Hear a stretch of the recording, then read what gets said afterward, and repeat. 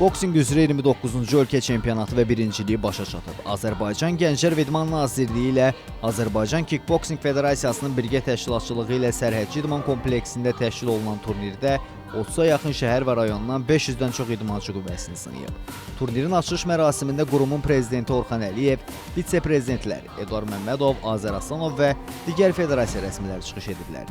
Jurnalistlərin suallarını cavablandıran Orxan Əliyev turnirlə bağlı bu fikirləri səsləndirib. Bizim milli komandada bildiyiniz kimi dünya şöhrətli kickboksçularımız da vardır. Bizim bugün idmançılarımız eyni zamanda peşəkarlar arasında çıxış edirlər.